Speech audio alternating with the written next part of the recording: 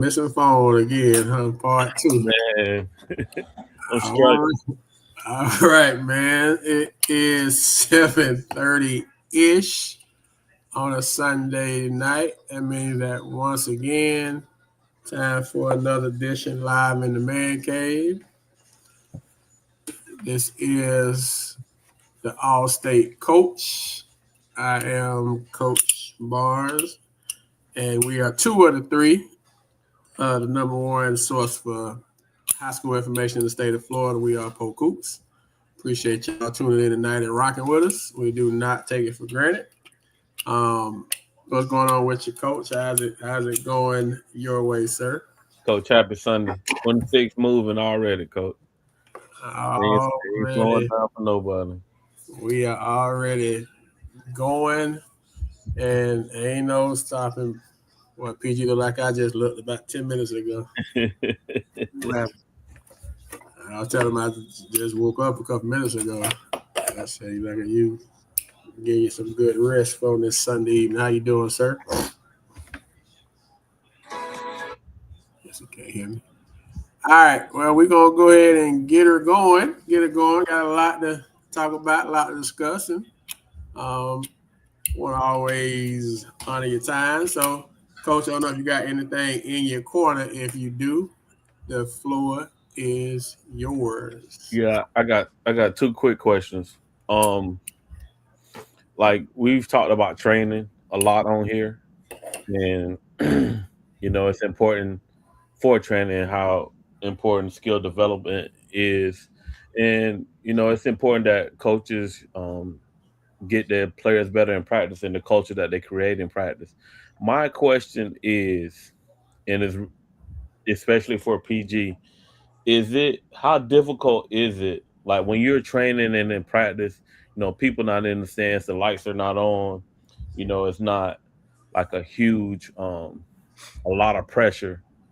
So how does that change when it's actual game time? You know what I'm saying? And why you think players struggle with that? With taking the training from the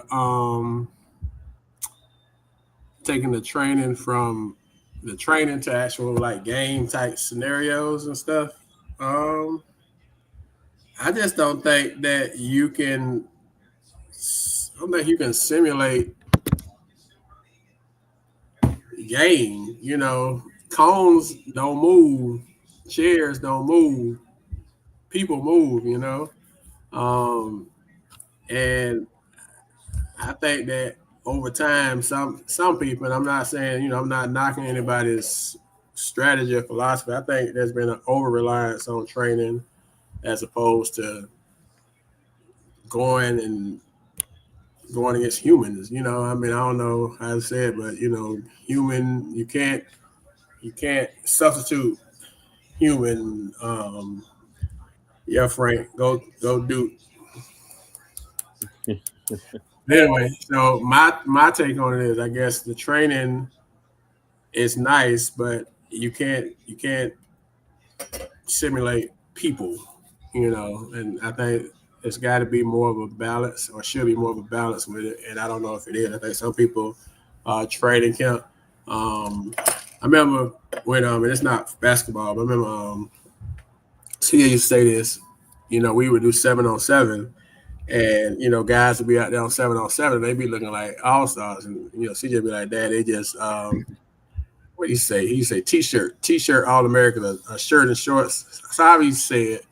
Cause it's like when you put pads on, you pad up, and you got offense defensive line. That stuff changing. 7-on-7, you can run whatever route you want to run. You can zigzag and all that. That stuff ain't realistic when you actually put some pads on. So sometimes it can be fool's gold with all that training, and not knocking anybody with the training, but sometimes I think it can be fool's gold. I still think that you can't substitute humans for chairs and cones.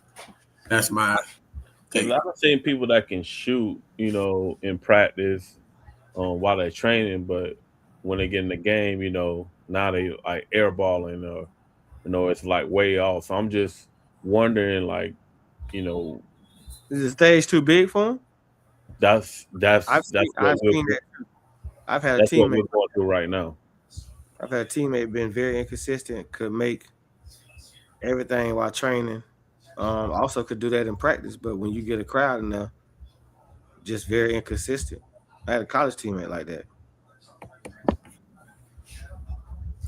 Bones over cones. Coach Blicker, shout out Coach Blicker in the chat. Small group, large group training, or individual training. See that? I guess that's my thing. All the units is small sided games, way more than 5-on-5 up until 14 years old.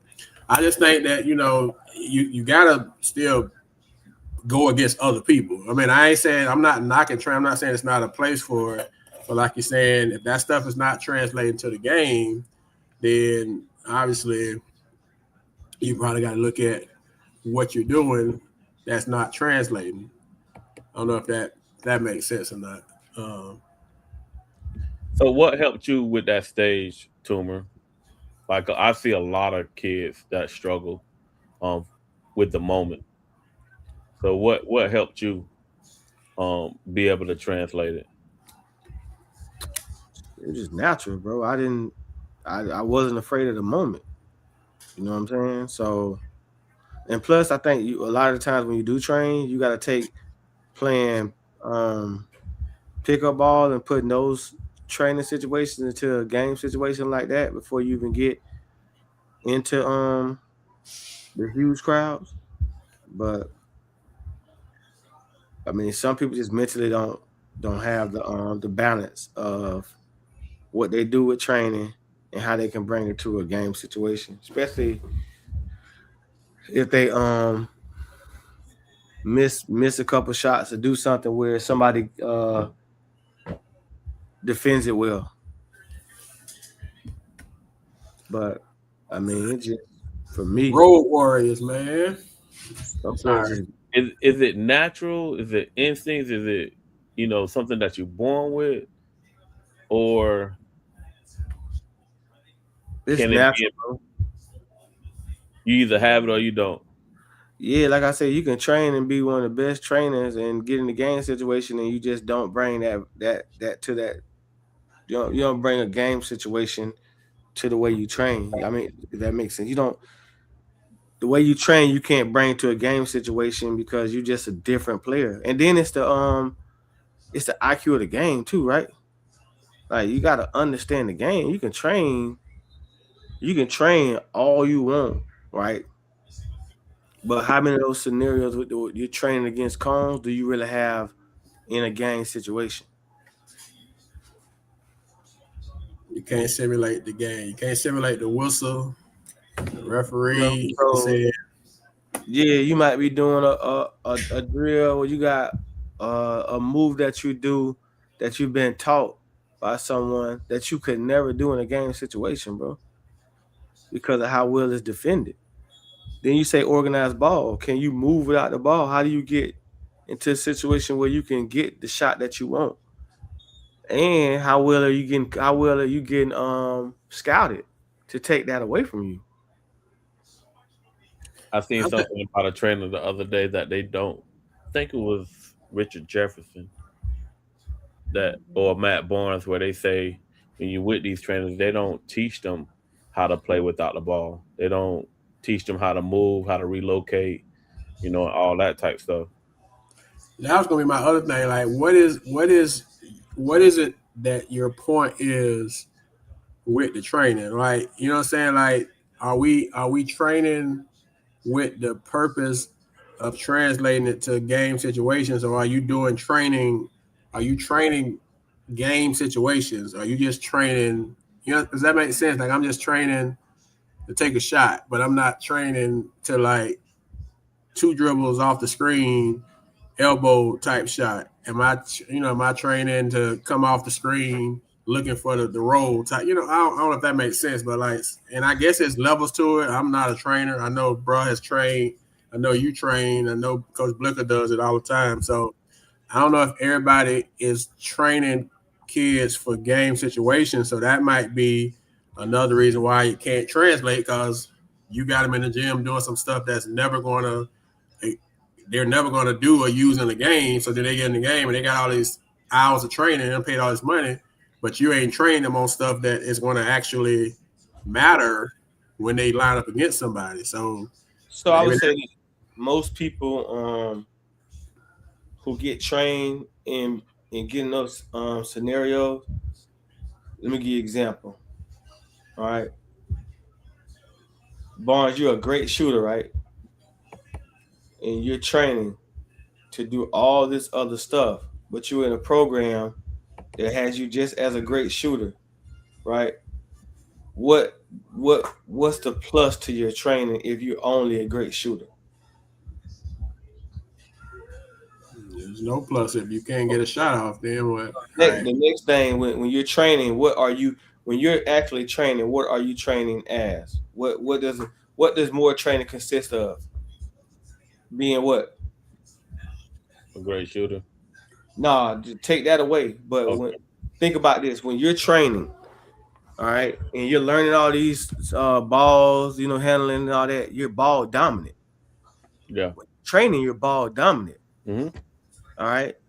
So when you step on the floor with a different program, let's say you a 2 guard, or a 3 guard, or a small 4, you're training ball dominant skill level, right? You're training ball handling, shooting off the dribble, 2 dribble, pull up, all that. All right. You don't match. It doesn't match the scenario of what you're doing in the game because you're not ball dominant in the game, right? So most successful people who are training ball dominant, they get that when they have the ball in their hands. If you're not having the ball in your hands and you're doing the training that makes you ball dominant, where's the value of that? So because you're training with all this stuff handling the ball, then you get in the game, you're on the ball. So now you don't handle the ball. You're stuck in the corner. You're a statue. Yeah. So you train ball dominant drills. You train 2 dribble pull-ups, 1 dribble pull-up. You train in and out of cones. You train doing different stuff, and then you're just a spot up shooter. What is the benefit of that? How are you trying? How are you training? Is the question of why it doesn't relate to the game situations. You get what I'm saying? Yeah, it makes sense. So that's the plus I had. The way I trained myself, because I pretty much trained myself. I went to the park by myself, but I trained myself being ball dominant. So majority of the time I became the backup point. I was a shooting guard and the backup point. So I had the ball in my hands at least 60% of the game. And then my senior year, when I became the point guard, I had the ball in my hands 90%. But you trained for that, and it worked out for you because you were able to translate what you were doing because you kept the ball in your hand. Right. So go ahead. Go ahead. Go to finish, Coach. So if you didn't have I shot the 1 dribble. I did those type of drills that it took to the game level. Okay. So what you did, your training translated directly to your game. That happens probably about 20% of the time. Is that too low of a percentage? Yeah, that I would say that's right on. Yeah. So for you, it worked.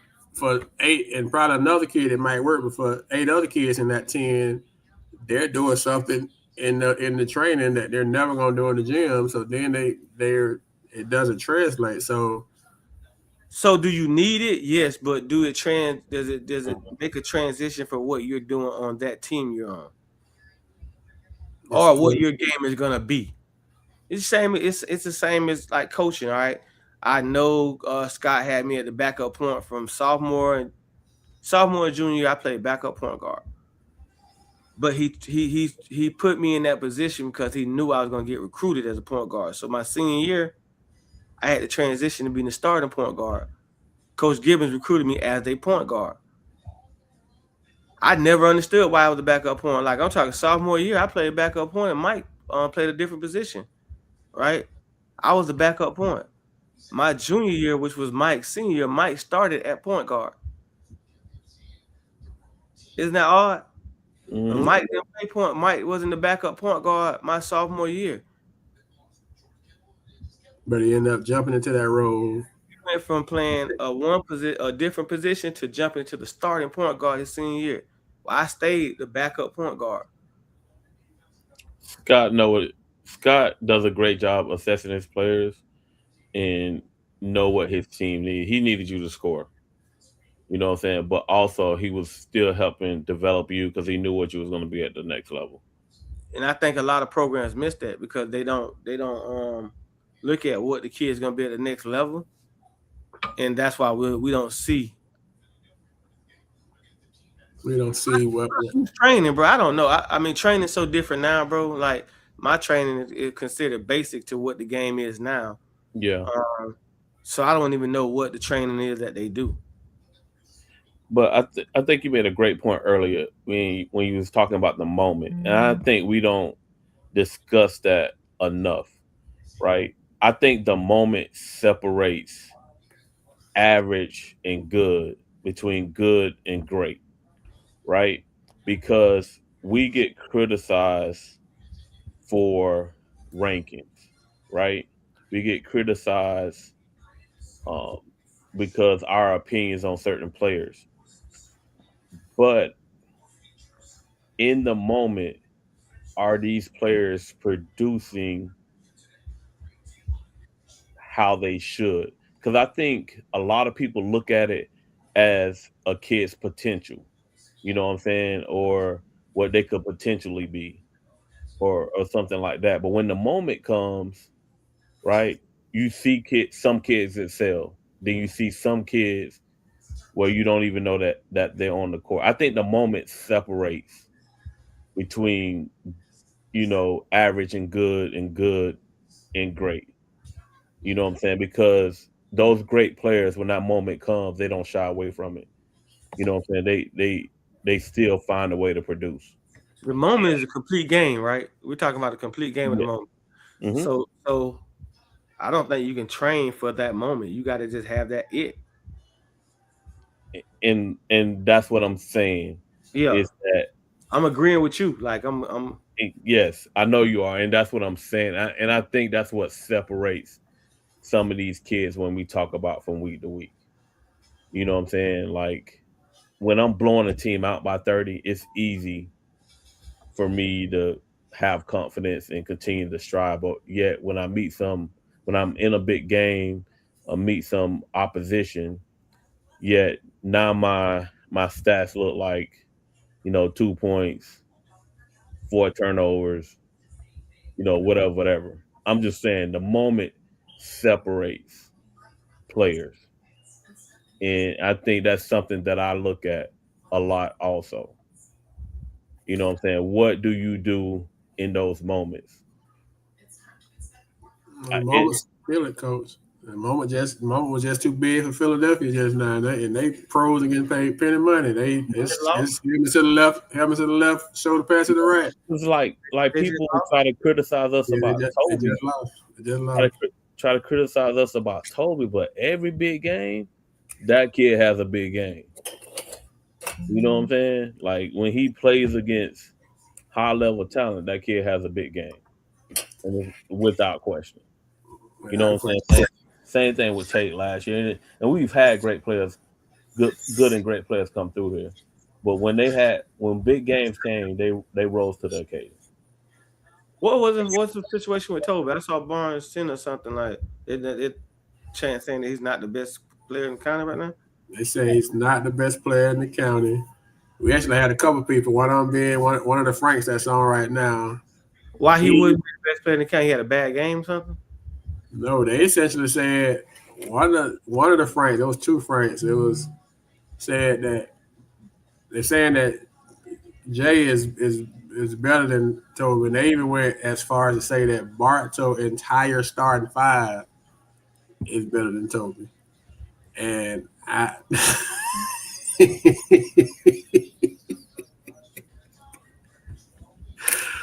bruh, I mean, he went from he ain't the best PG, in the county to now you got, because Barto is ranked in the country. Barto ranked in the country now? Yeah, they 24. It was 24 in MaxPreps last week. Wow, that's big, bro. And so yeah, man, and so us, we ain't discrediting nobody, but so I've had a debate about the point guard situation since we left Santa Fe Gym over the summer. Yeah. mhm. I've spoke highly on the other kid, and I get the different points what everybody speak on. I wouldn't definitely take nothing away from Toby. Right? That's Toby. That's his name, Toby, right? Yeah. Yeah, I definitely wouldn't take anything from Toby, because he's just proven to be that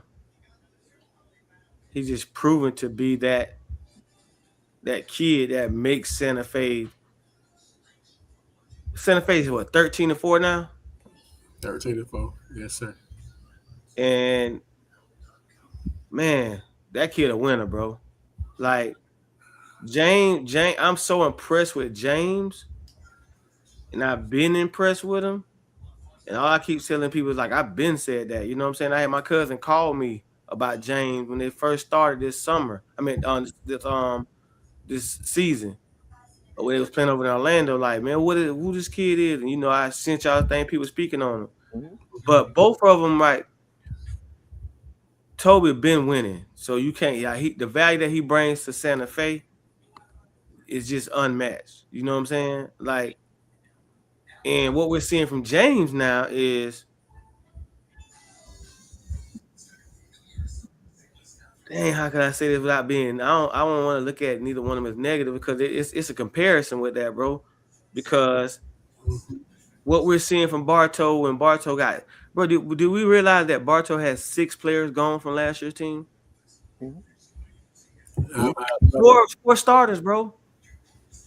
You thought about that? 4 starters. Swanson was a starter last year, right? Some games. Mm-hmm. yeah. Battle, Borders, and Jameer. Mm-hmm. 4 starters from last year's team, bro, that are underclassmen. Then you take on this Silas and the kid at Jenkins. Bro, that's unreal. And the kid at Fort Meade. Oh, see, I ain't count him because he only transferred during the summer, right? I don't know when he left, but he was at Bartow last year. He played on Bartow's team last year during the season. He wasn't getting the same clock as the other guys. No, but he was in uniform. He was in uniform, yeah. I think people confuse that it's like a huge separation, or that it's Toby has value, Crossley has value. You know what I'm saying? And they're two different players. Rattery is like it's not a huge gap, if there is a gap. You know what I'm saying? Defensively, there's a gap right now. Yeah. Toby's the better, and I was against this. Remember, I kept saying, y'all saying Toby brings 2 things, I think, right now off of experience, bro. He's a senior. He's been in those scenarios. Blicker is training him to be in those scenarios, and defensively he goes harder. But bro, Jada Bartow different, bro. Jada Bartow special. And I ain't talking about Carl. I'm talking about Rattery, James. Cause me, I just personally feel like he's the best player in the county. But I don't feel like he's the best point guard. Yeah, that's crazy how you can break it down. I feel like he's the best player in the county. I don't feel like he's the best point guard right now. So you don't even feel like Crosby's the best player on his own team? Don't none of y'all feel that way, bro. I'm just for clarity purposes. It's not a disrespect to Crosley, bro. All right. There's no disrespect at all. There's not one of us, including over there, that would say that. I just had an argument. I mean, I had a full argument in the barbershop about how good Crossley is as a shooter. Like, I feel like he can step in the paint. And I told my boy Mike T this the other day. He could line up and shoot shot for shot Rashad Anderson as the junior and senior Rashad Anderson, and it wouldn't miss a beat. But he's just more a spot up shooter. Rashad could 2 dribble hit it. You know what I'm saying? I don't think Crosby has that yet. Sometimes you can develop that at the next level. But shot for shot, like shooting it, I don't think we've seen anything like that since Rashard, bro. Have y'all seen anything like that? Not in recent memory, no. He's a. But that doesn't make Unless you look at Tate. I mean, Tate is stronger Yeah, too. Tate I did mean, more. you can't discredit Tate on that. Did more off the bounce. Yeah, off the bounce, man. I'm talking about Crosley, bro. That's why I said Crosley is the catch and shoot. I don't think we've seen nothing like that, bro. Since Rashard. Since Rashard, bro. That's 20 years ago, dog, that we seen a catch and shoot. Like anywhere on the court, catch and shoot. We ain't seen that, bro. I mean, nah, we haven't seen that. Nah, I'm talking about consistent. Like, if he took 15 threes, catch and shoot, you definitely probably gonna get 11 of them. But like the other day, Lakeland played Bartow. Crosser didn't play. Bartow beat Lakeland by 15 without Jay. Bro, the kid. If this is my point, if we switch out, and this, if was fifth, we all be drunk, right? If we switch out Rattery and Jay, do they still beat Lakeland by 15? No. If you take Tate, and I guess that's my thing. Like, I personally think, like you said, the person that makes Bartow go, and I was talking to somebody about this earlier, is Rattery. If I'm scouting Bartow, I'm attacking Rattery, trying to get him off the floor. I think without him, stuff gets real shaky. Nothing against Jay, but I mean, they just showed it. They just beat a district team that's pretty decent. That's going to end up probably being in the playoffs convincingly without him. And I saw what Frank said something about Tate is a system player because of what Mike is doing. But you can say the same thing about Jay being a system player because of what McGriff's doing. They both got Hall of Fame type coaches that's coaching them. So you can't say one without the other. You can't say that Toby is only great or good because of what Mike is doing, what Blick is doing, but then you're not giving what Rattery and Jay is doing and what McGriff is doing. And that could be me down on that hill, but you can't give credit to one and not to the other good coach. Yeah, both of them, both scenarios, you couldn't be without one. Right. But I would say this, bro. You put Rattery on any other team, it's 20 to 25 a game. Come on now. And I don't disagree. Like, the kid is talented. Jay is talented. You know what I'm saying? And even that being said, I think the key to their success is actually the Link kid. You know what I'm saying? Because he has to rebound and be a force defensively. And I think he balanced everything out because they're gonna get so much attention. You know what I'm saying? If he doesn't defend and rebound and he's scoring at a high level too, especially in some of these games that I've seen him play, we can go back and forth on, like, we all have our opinions and we all, favor some of these kids. I think it's a hat off to these coaches getting these kids ready. You know what I'm saying? These kids are special. You know what I'm saying? But we don't want to take away from any of them. And I think that's what people try to do to us, is make us take away from what makes these kids special. Like, Toby is special for Santa Fe. Whether you say he's a system kid or not, I don't agree with that. No, Toby's not a system kid. Toby will do it. I don't agree. Every team would want Toby. Every team would want a Toby, bro. Mm-hmm. And he's special. He's special at the position, dog. Like, but what he does for Santa Fe is, you look at Santa Fe get on the court and you say, no way this team finna beat us. And he has something in him that makes everybody else go. That not too many can do what he does, bro.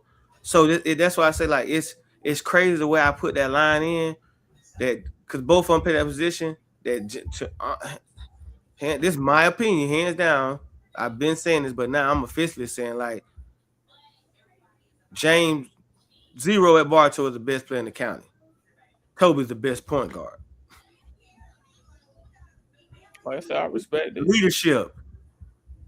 You could just go on, bro. But I mean, I can't take that off of him as the best point guard with another point guard leading the team, and they ranked in the country. You say, but I think James right now is just proven. Like I don't agree with the Crosby being the best player in the county. I think James is the best player on Bartow, and I think he's the best player in the county.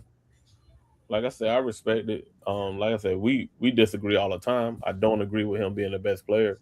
You know what I'm saying? But I'm a fan of him for sure. Who's the best player in the county in your opinion?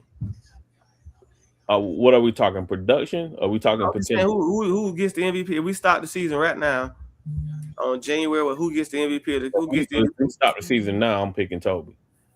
If we stop the season right now, I'm picking Toby. You know what I'm saying? I got Toby.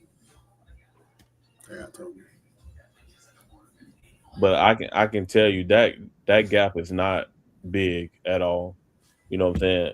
I love what since I saw him, I said that, bro. I'm just saying it out loud now. Yeah, for sure. And over the break, Crosby has been 10 times better than over the break. He's really taken off. You know what I'm saying? I ain't saying that. Yeah. I love the Link kid too. You know what I'm saying? I really love the Link kid. And then I'll ask y'all one question. And then we can move on from it, bro. If James was not on that team, he was number 7 of those 6 players. Is Bartow 15-1? No, they're not at all. And by the same token, if Toby ain't on Santa Fe, they not 13 or 14-4 either. But like I said, Bartow's is a really good team.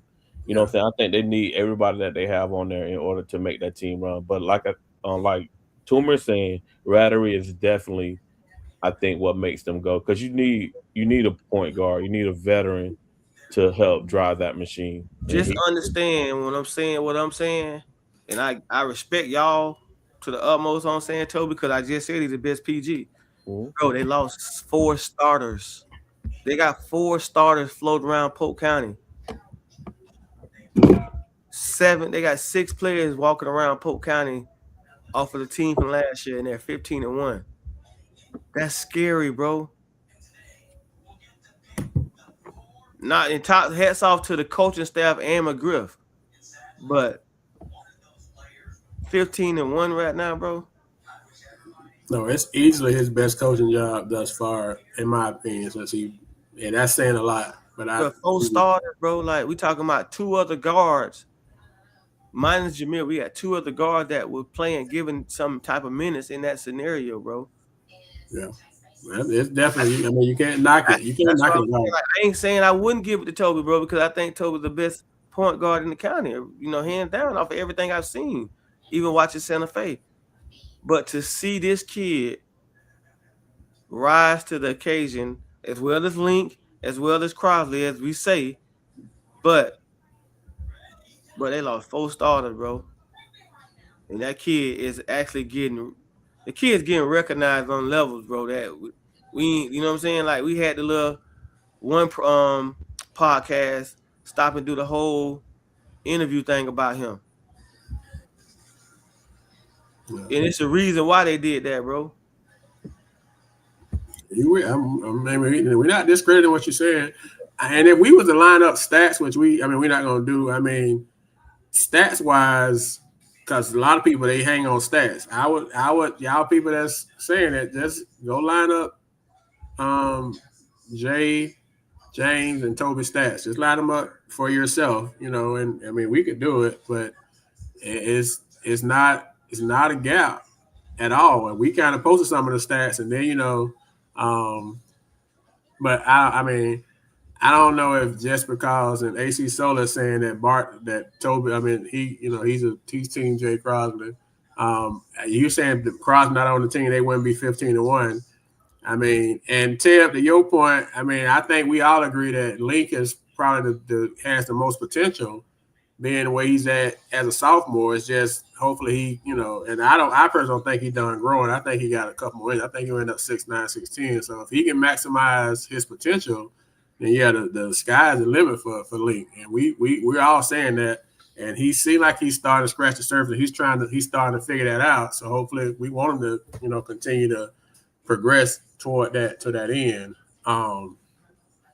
But I mean, AC, to your point, they didn't have Jay the other night, and they beat Lakeland by 15. So I mean, they did all right without him. I'm not saying now McGriff ain't gonna just want him. Obviously, he want him, but they definitely did, and that goes to another point. So that's five. That's five. So that's 5 people. Just look at that. If you want to add Jay to the other 4 you just mentioned, if Lakeland they have 5 people that started or got major minutes last year and went and beat a playoff caliber type team that Lakeland gonna be by 15.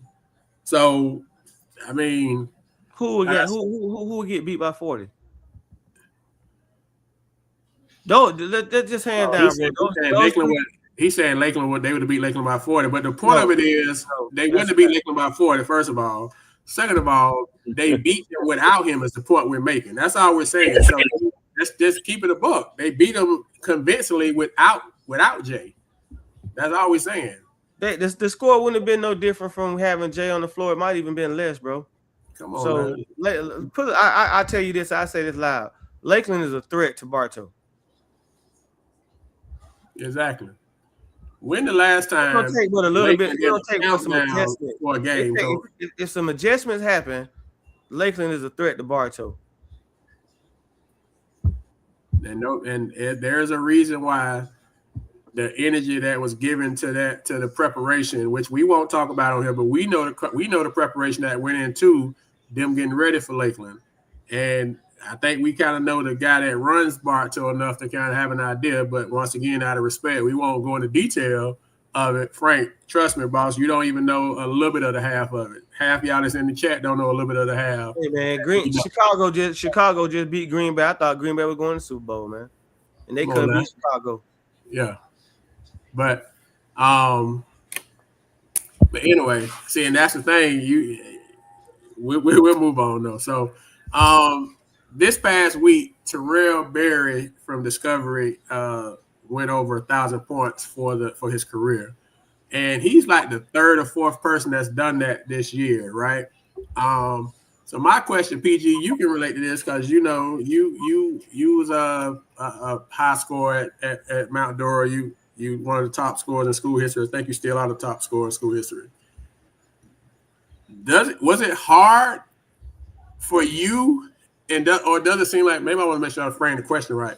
Is it easier now? Because it seems like more and more kids are hitting this. It used to be like a milestone to get 1,000 points in a career. It seems like it's happening like all the time now. So is it a thing where? Did he play 4 years, boy? Barry he's a junior. He got 1 more year. But that's the kid that's at Discovery. But it's like he's like the 4th one. Like Tucker got 1,000. I think Toby got 1,000. Fuller from Victory. He a junior. He got 1,000. That's just this year. And so Barry like the 4th one. I may be missing one, but at least 4 kids this year have crossed the 1,000-point career mark. So I'm saying in today's game, has it become easier to get points? Because it seemed like you didn't see a lot of people celebrating 1,000 points for their career. It wasn't celebrated. So it would happen. It just wasn't celebrated. Okay. Celebrated. Okay. That's why I asked how many years they've been playing. 1,000 points ain't hard. Like I remember, back coming up in the 80s, as a little jet, I don't remember nobody celebrated 1,000 points. 2,000 points they celebrated. Even in the 90s, I don't remember nobody stopping the game because somebody scored. 1,000 points ain't hard to get. You know what I'm saying? Because we just think now they play 25 games. They played 25 games in the regular season. I'm pretty sure they count in preseason too. So we talking about 27 games, averaging about 8 or 9 points a game, or whatever. I'm not taking away from them scoring 1,000 points, but at the same time, I think we overhype it. Like we in the participation trophy era, You know what I'm saying? Where we celebrate everything. Here, 27 games times 9 is 243 times 3 years. You at 729. So you do that at 42. You just go 243 points. Times 4. You get close to 1,000 points off of 9 points a game, bro. It's not hard. So it's fool's gold. So why are we celebrate? Well, I don't want nobody throwing it at the screen or blacking the screen out. Seems like we celebrating it more now. So why are we? If it's not that big a deal, what do we? Again, like I said, we're in a participation trophy era where we try to just celebrate everything. It's more of a positive reinforcement. You know what I'm saying? Like I said, it wasn't celebrated when we came to win. I didn't know they were celebrating it. So when do you remember that, Barnes? I don't remember that when we was coming. I didn't know they were celebrating now. This is all new. We stopping games. We having we stopping games. We giving balls and I don't want to knock it. I don't want to knock it. I'm just asking, so people gonna probably take this negative, but I'm just asking the question. I'm not. They ain't doing that for real, man. Y'all joking. All right. You want me to see videos and pictures? Y'all pranking me. All right. Y'all pranking me. I mean, I just gave you a number. 9 points a game over 4 years is you like 23. You like 28 points from 1,000. But like I said, I know they kind of preseason too, Tuma, so they get more games than that. You know what I'm saying? So you're getting at least 27 for sure. Bro, where you think I got it from? It's coming across the page. I ain't been on the show, man, so I figured you might want me to shut the screen off. Man, I think that's depends on the program. The program might not have had that. So out of respect for the program, they might not have 1,000-point players. There's nothing. I mean, so like I say, it's a different time, I guess. And I have to remind myself that I'm old school. I'm unk in the club, as they say. And how I look at stuff is different than how it is. Things are so, like you said earlier, things are so different. But yeah, bro, they celebrate it. So if it's Discovery is probably like a 3 to 4 year program, right? But he just got Discovery this year. No, I'm talking about the program basketball. How long has Discovery been a program? It's been longer than 3 years. It's been about 6-7 years. So they don't have that. They probably don't have 1,000-point scores. So I don't see nothing wrong with it on that side. Because the program is good enough. So you saying for a younger team, okay, but for older squad, traditional squad, if they got 20 plus years of the basketball program, they shouldn't be celebrating that because it's probably 30 other players got it. But for Discovery, with how they come in every 2 years, you only get so many years of it. I can see the celebration of it, bro. They probably ain't got nobody. They probably got like 3 or 4 people with 1,000 points in their career. Okay, that's a thing that okay. By the time they hit year 15, 1,000 points should not even exist. I agree. That's a good point. That's a good way to look at it. Once they started, it just snowballs effect. I don't think they can stop it now because it's not. You got to do it because if Discovery doing it, and I'm over at Steam Academy, and I get it. You can't not celebrate me. So yeah, now at this point, everybody, you can say it's monkey see, monkey do now. I don't think people, celebrate one kid, forgot about another kid, then they had to go back and backtrack. Like I think it just caused more problems than anything. Like I think you put out a great graphic, you know what I'm saying? Do it before, after the game. Why won't celebrate rebounds? Why won't celebrate assists? Why won't celebrate steals? I agree. I mean, once again, I'm old school. I'm so. But my thing is, like I said, it wasn't celebrated back when we came through. So why change it? Why lower the bar? You know what I'm saying? Like Tuma put up 2,000, bro. That's remarkable. You know what I'm saying? That's everybody not doing that. You know what I'm saying? That's just me. And that I think, and for me, the old school coach in me, I would say if I celebrated a stat, I would probably celebrate like rebounds or assists because I feel like that goes more toward the end result of the game, and those kind of things never get celebrated. But that's just me, right? But I get it. In the day and age we are, you have to, like you say, keep pace. Because so once somebody does it, you can't not do it. I've seen it so much, and I just like I wanted to ask y'all take on that. So, I just like a new school. Like I didn't realize Discovery Wheeling been there 6 years. I just didn't know that. And then the school been there. It was before that. It was a coach before Wheeling, so it's been there a minute for sure. So I thought Discovery started probably around the same time we started Polk, bro. I'm sorry. I started before that. Yeah. I just didn't hear about them. They must have been so trash. And then they wasn't in the coverage area. The coverage area has expanded. Like Barry points, most of his was scored before he got there to Discovery. Yeah. How do you know those stats? Like, do you call the other coach and get those stats? They keep up with it, and then plus you can always go to MaxPreps if coaches keep accurate records. You can add them up. I thought y'all say coaches don't even be turning in MaxPreps. They don't. That's why I did a knock. You didn't hear me knock on wood at MaxPreps. So some people that's a great. We do. You know what I'm saying? And it's a great segue to the next part is the rankings for this week. So FHSAA playoff rankings. So some stuff changed from last week to this week. You said we'll give y'all a daily update. So right now in 7A, well, they'll come out again on Tuesday. No, Monday. They'll come out again tomorrow. No, Tuesday. The 12th.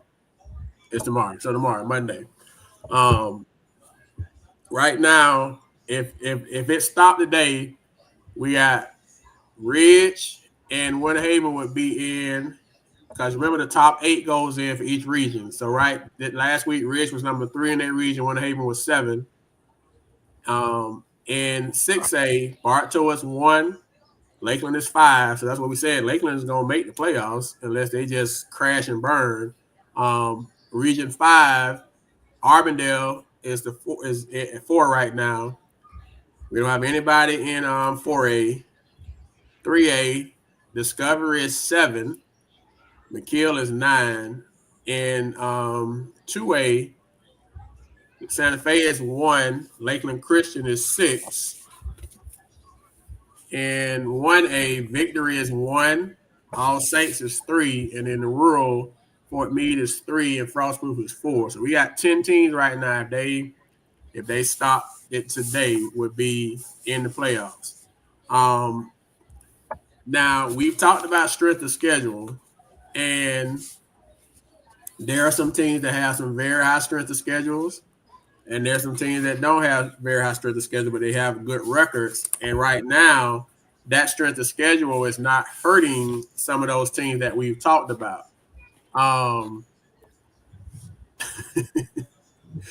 Man, I can't tell you how much I get killed when I post something, and people don't always post their stuff on MaxPreps to your point, PG. So I go looking for the stuff, because sometimes they'll submit it to me, sometimes they won't. I go looking, it's not on there. So all I can go on, because this at the end of the day, y'all know that this is not all that I do, it's not all that Coach and PG do. So if I get up in the morning, I'm gonna check the stuff, and by 7 a.m. I'm trying to have the stuff out to people. Kind of look at it like, how people wake up and they want to have their morning paper, they want to read the paper with their coffee and they donut or whatever you do. That's my thought process. So I'm trying to get it to you by 7 a.m. I'm trying to get you the scores from last night if I don't post the night of, and get you what's going on for the day so you can plan your day. But if I go to MaxPreps and you ain't got nothing on there, I can't post what's not on there. Then people be ready to say, this our record is this, or this was the score. Well, hell, where you gonna put it up? And you, like I keep saying, you ain't gotta tell me. Just post it on MaxPreps like you are supposed to do. I'm not asking you to do nothing that you ain't supposed to do. But anyway, so that's the region. Now, if we look at class ranks, just for giggles, Ridge is ranked number 11 in the state in 7A. Ridge in 7A. I'm just talking about the top teams. Bartow is number 2 in 6A. Arbondale is 24 in 5A. Discovery is 18 in 3A. Santa Fe is 4 in 2A. Victory is number 5 in 1A. Fort Meade is number 10 in 10. Fort Meade is number 10 in rural. All Saints is number 18 in 1A. And so those are the teams that are ranked in the top 25. Frostproof is number 22. So we got like 8 or 9 teams that's ranked in the top 25 in the state. So are they really doing a bad job? As we say that, how it ends up, we don't know. But at this point, and all we can go off of is what's posted weekly. And this is state stuff. This is not county. This is how we look against the rest of the state. So, Coach, I know you more than locked into it. PG kind of in and out with it a little bit more so than you are. What's your take on us as it relates to how we doing state-wise? Are you surprised? Is it about normal? Because I know, like for Frank says just Santa Fe, Bartow, and Victory, and that's it, cut off. But other teams are playing good basketball too, based off of their rankings and how they are looking in their region and for the state. Now, like I say, this is just as of January 5th. We still got a whole month, so a lot can change. But as of right now, what's your take on it?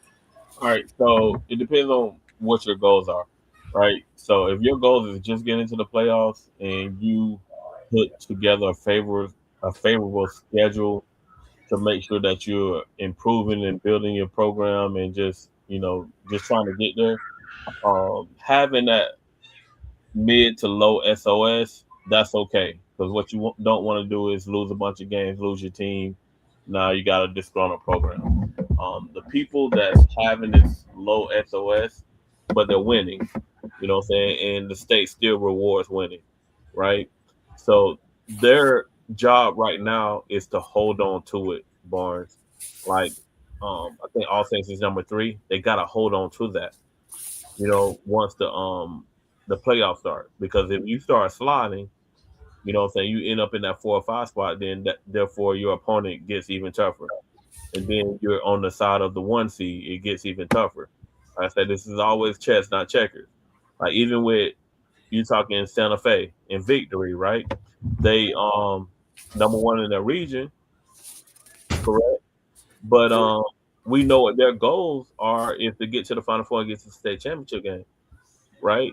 But the thing is, if they make the Final Four right now, remember they reseed the Final Four.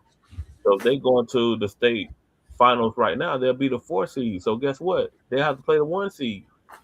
You know what I'm saying? So it's important for Blicker and Victory to have a tough SOS so they can continue to climb up those charts. Because when they reseed it, you don't want to play the number 1 seed. You rather take your chances with the 2 and 3 seed. I mean, yes, you happy to get there. You know what I'm saying? But it's still strategic. Like I said, some people just be happy to get there, Barnes. Some people are trying to really win a state championship. You know what I'm saying? You got to position yourself in order to do so. If you just happy to get there and you just willing to go through that gauntlet in order to do so, then so be it. But you don't help yourself out first of all, if you don't have your kids battle tested. So if your kids are not battle tested, you get in the playoffs, you run up against somebody that has been battle tested, you can't be upset with the result. You see people all the time, well, their record is 20-5 and such and such record is 12-11. Yeah, but their SOS is 16, yours is 5. You know what I'm saying? They don't play good teams all year. So they're really ready, for this playoff run. But yet you didn't prepare yours because you thought wins was more important. So it's got to be a healthy balance. I think McGriff does a great job with that. Blicker does a great job with that. And Fitz does a great job with that, where they schedule really, really tough, but they also schedule where they can get, their rivalry games, and they get other games where they're not just totally beat up in those particular games. Then we got some people don't schedule at all, right? So when they do play a tough team, their kids are not prepared. And that's the reason why they're not successful when they get to the district playoffs, let alone the regional playoffs. It makes sense. So just for clarity, point of clarity, in the rural division, it's not 8 teams, it's only 4 teams. So right now, for me, it's 3 in the region. Frostproof is 4. So they both would make it in as it stands right now. But like you said, they got to continue to keep pace. Um, and we got a couple teams on the outside looking in right now. Like, and to Frank's point, so Lake Wells last week, Lake Wells put up a couple good wins this week, right? So they were 10 last week. McKeel is 9. And I think those are the only two that's like kind of close. That's not already in the region. Like Kathleen is 14. Like some of these teams will have to win district. Davenport is 13. They'd have to win their district. Avon Park is 12. But realistically, we got 10 right now. What would be your number that you think will get in if you had to? You think the 10 that's in right now, good, safe? You think we get more? You think we get less? What's your over under? I think we I think we'll be right at 10. Right, If 10. not, according to how these next couple weeks go, it might be less. I think these kids and teams did well early. But they have to maintain it as the season comes to an end. A lot of people are playing really, really good teams, so their SOS is climbing. Like, for instance, Lakeland, right? They was like 9 or 10 last week, Mm-hmm. and they all the way up to 5 within a week's time just by their strength of schedule. Lakeland went from 260 coach to 124 overall in the state. They jumped 140 spots in 1 week. That's what I'm talking about. And these other programs can do the same thing. So these people can't get comfortable with where they're at, thinking that they're going to stay there. Lakeland lost last night, right? Yeah, Lakeland had a tough week. Who won out of Auburndale and Victory? Victory. Victory struggled a little bit during the Christmas break, but they seem like they done kind of got it. They got a nice road win against Calvary Christian. And Victory got a big week. We're gonna talk about here. I guess we can talk about it now. They got 2 big games this week. We know our games of the week. You know, we don't talk about all of them. We just talk about 7, 8 of them. So our game of the week will be Tuesday night, the return match. Arguably, I guess could be say the game of the year so far this year in the county. I don't know, maybe the first time Victory and Santa Fe played. Well, they play the second part of it. You know, they actually play each other home and home. So they play Tuesday night at Santa Fe, Victory at Santa Fe, the second part of that. So what's y'all thoughts on that one? Taking off Tuesday night. That's our Polk Hoops game of the week, by the way. Santa Fe. You like Santa Fe at home? Yeah, I like them at home. That was quick. Coach, what you got? I think you can go either way. I think Blicker made a point the first time they played, and I think this is the first time that the home team actually won. Was the last game. It was only by 1 point. I think Santa Fe's a lot tougher at home, so it wouldn't surprise me if Santa Fe come away with the win. Yeah, they only won by 1 last time, right? Yeah. It's amazing how even they are with the type of they got 2 totally separate teams. Like Victory got size, you know, and they got probably more depth than Santa Fe. Santa Fe not gonna kill you with depth, but they so structured and disciplined. They run such good stuff. They both play different styles. Yeah. They got great, you know, obviously they got great coaches, and they teams play very well, play hard. And it's just amazing how 2 teams that's totally opposite are actually similar. I don't know if that even makes sense. Kind of like what PG was saying about the whole Rattery best player, Toby best PG. This kind of don't make sense, but it kind of do. But I think they very evenly matched, and like you said, it could go either way. And they play that's how it is.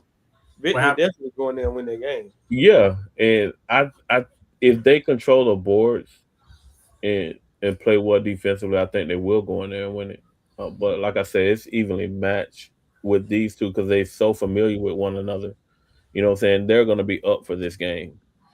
I think it's not going to really come down to the key player. It's going to come down to one of those role players having a big game. And who is that going to be? for either one of those teams. I'm curious to see. And They then you probably got the only two teams that play each other twice in the county, huh? So Auburndale and Winter Haven always do it. South Winter Haven. That's the home and home is a thing of the past in the county. And that game is going to do great for both of their strength of schedules because they both so Yeah, high. they're both And so you can get your strength of schedule increase and don't even have to leave Lakeland. Don't have to leave the city limit. So it's great for both of them that they actually play each other, and that they helping each other. You know what I'm saying? So they play each other and then they don't play each other the rest of the year, and they can go on and focus on, the task at hand in 2A and 1A, which is getting back. So that's our game of the week. We got some other interesting games. So also on Tuesday night is Arbondale travels over to Bartow. And so you got the two longest tenured coaches in the county. Both of them came at the same time. Both McGriff and Coach Robinson. This is year 24 for both of them. All at the same school. So we've talked about Bartow and what they've done and what they've been all year. What is our talking? I saw what Frank was saying that Arbondale and Arbondale on paper, talent wise, Arbondale still has talent. They probably still got the most talent in their region, but it's been a struggle to find the consistency. And I know, I'm not saying that Coach Robinson probably ain't thought himself, him and his staff, but what will it take for Arbondale to find their groove, I guess, and can they do it? And let's take a second. Bartow, it's Tuesday night. It is Jersey night in Bartow. So, and they doing so. Now they doing themes, coach. They doing whiteouts. They doing countdown. They doing daily flyers. What we just it done went to a whole different stratosphere. And then you win it on the court too. So I mean, what you but anyway, the question is about Arbondale. What does Arbondale got to do to find the groove? Because they still got time. Like I said, they 4 in the region, so they still in good shape with a chance to move up. I think it's more of a chemistry thing. Remember, this team wasn't totally together all summer and all spring. You know what I'm saying? Like Gunner came at the end of the summer, and then they had a major injury with Curry. So I think that was an adjustment for them. I think if they had all of their team, then we talking about the number one team in that particular region. But I think they struggled because of consistency and them trying to find themselves and like redefining themselves in their roles and stuff on the team. I think Coach Robinson and his staff is doing a good job trying to keep it together. I think they're peaking now at the right time, but I think it's going to be tough for them to go over there and beat Bartow at home. Yeah, I'd like Bartow. I do. Like you said, to your point, I think they still in good shape in that region. I still like them. I still think they got the most talent. They got these next couple of weeks. I think is going to be really big for them. Like you say, from a consistency standpoint. And but you got talent. You got the Lindsay kid who's been killing it. You got Garner, who you say got a ton of talent. They got Ramirez, so they got some pieces. The Snead point guard. So it's not like they walking in there and they don't have talent. They got talent, and they got just as much talent on paper as Bartow. It's just a matter of they just gotta, like you say, get it all going in the same direction. And that's been, I know it's been frustrating. But at the end of the day, Curry, they won't get him back, right? So they kind of what he's done for. I don't know if I don't want to speak on it. I don't know what his status. I don't know if they looking for him to come back before the year is out or not. So that's Tuesday night. Wednesday, an interesting game. Ridge, who just suffered their first loss. I guess it's an upset. They got upset by Sebring Friday night down in Sebring. You saw the kids on the video where they erased the 0 and put 1. So Ridge took their first L, and now you got they traveling to Lakeland. So two teams that are playoff caliber level type teams. What's your take on Ridge over at Lakeland on Wednesday night? I like Lakeland. Rich has so. You like what? I don't know what Ridge really has. Okay.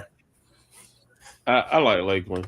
Like I said, Ridge did a great job so far, but now they're starting to play tougher teams.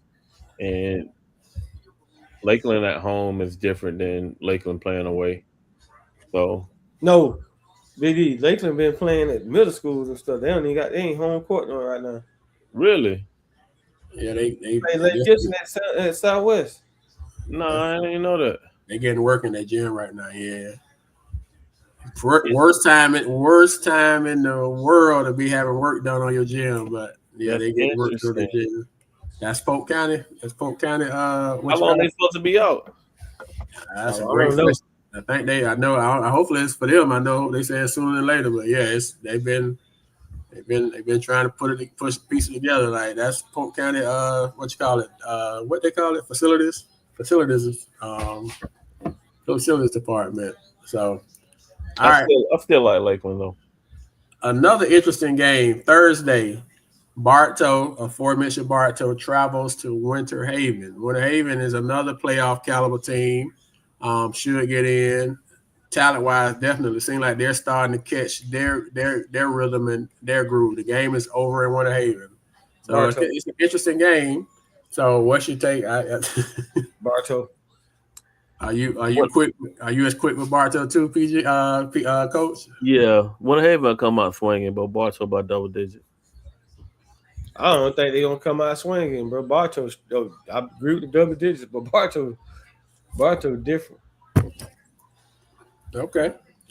All right. Well, then the last two games we traveled down to Wally Keller, and on Friday night, Friday afternoon, Victory takes on at 4:00. They take on Coatesville from Pennsylvania. How you spell it? Coatesville.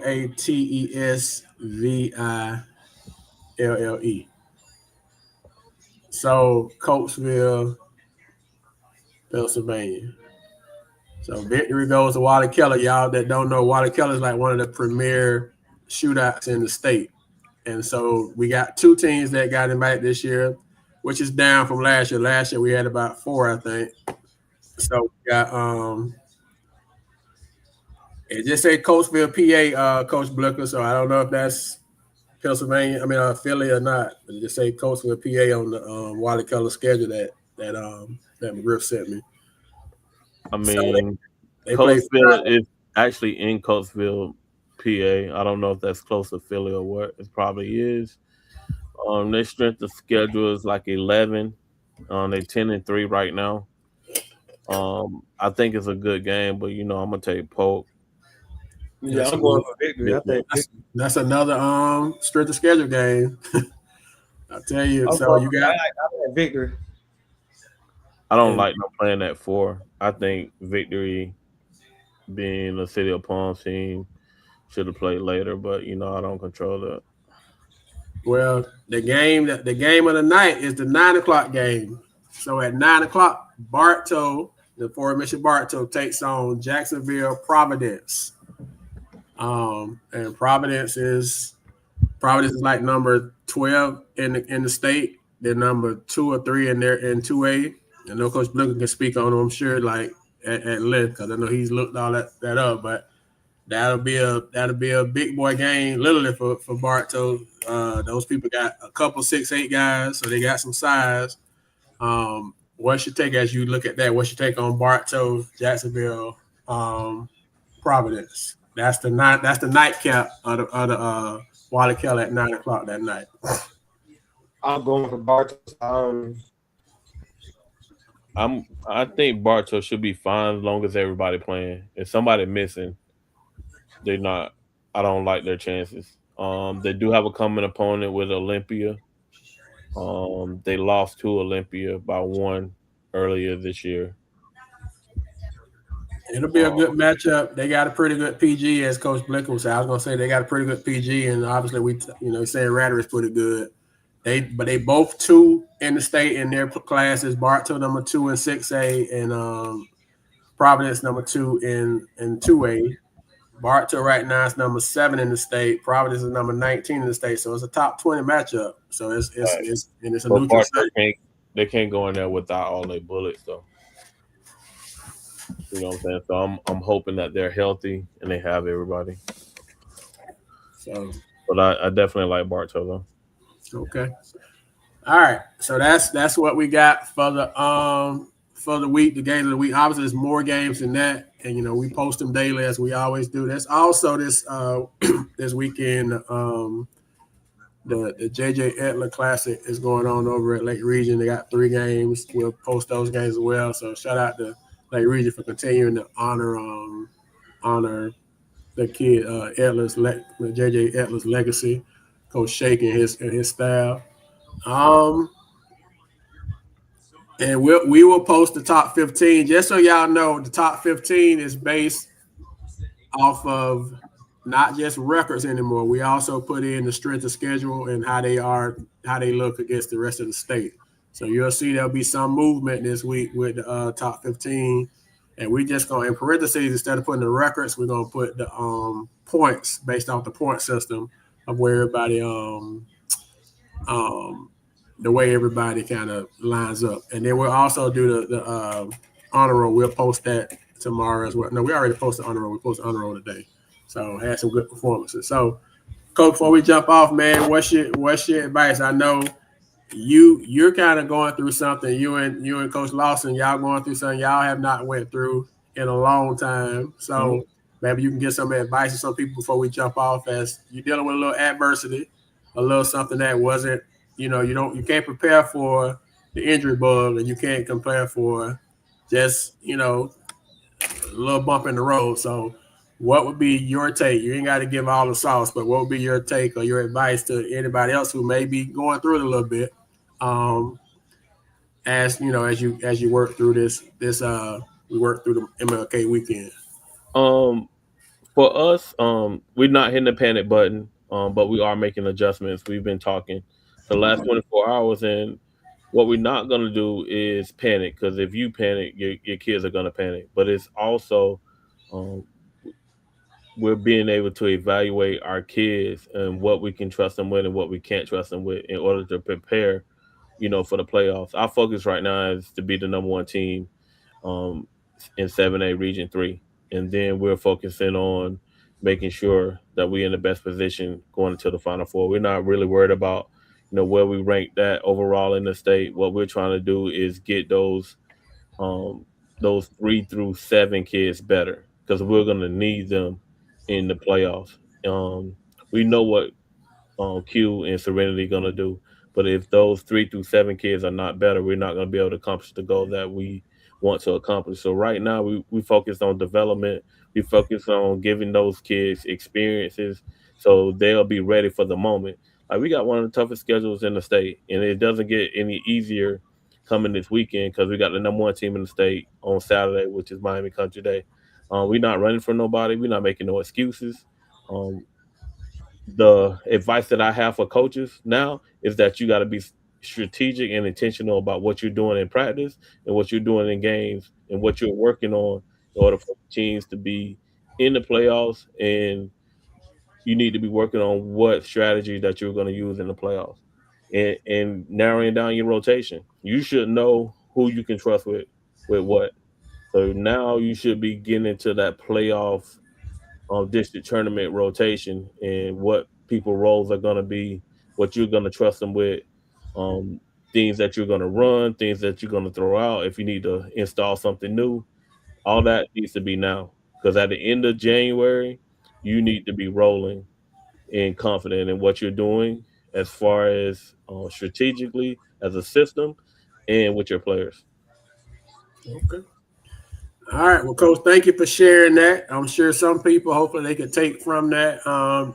We're not used to Winter Haven, doing the adversity thing. So it's good to hear the process. So people are taking. Crying like he's 8-8. What y'all record is? So we like 12-5. No, it's not bad. Like other people are making more a deal about it than we are.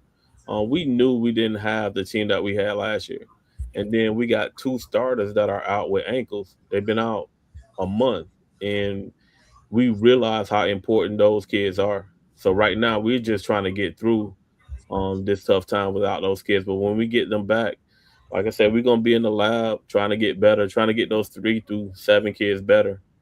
Like I said, it's crazy because people still don't want to play us, coach.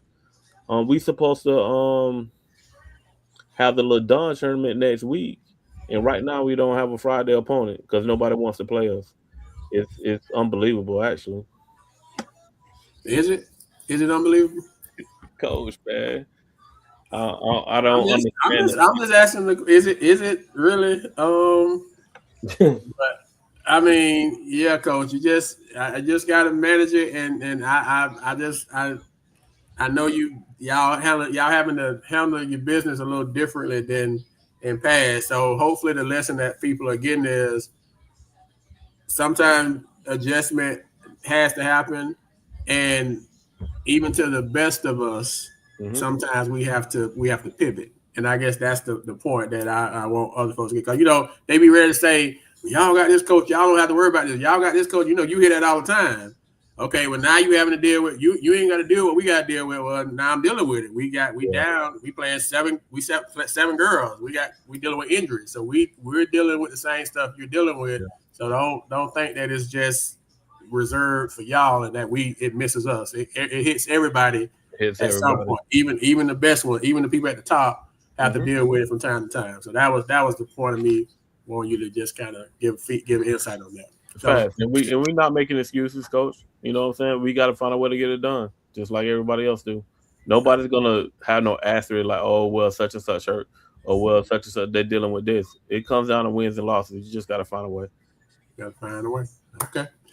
Before we get off, Blicker say, when's senior night, coach? Okay, y'all have a senior night, people. Y'all got somebody's gonna play y'all a senior night. Y'all can't find nobody want to come play you.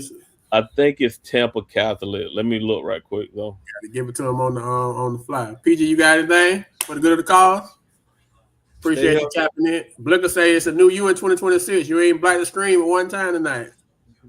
But in his defense, Blicker, I didn't do the top 15 either. If I did top 15, I probably lost him. So I didn't want to lose him. So we'll just post that tomorrow. Coach Blicker, Tampa Catholic 127.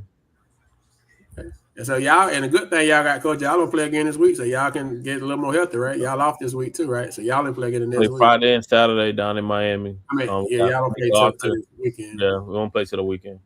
Okay.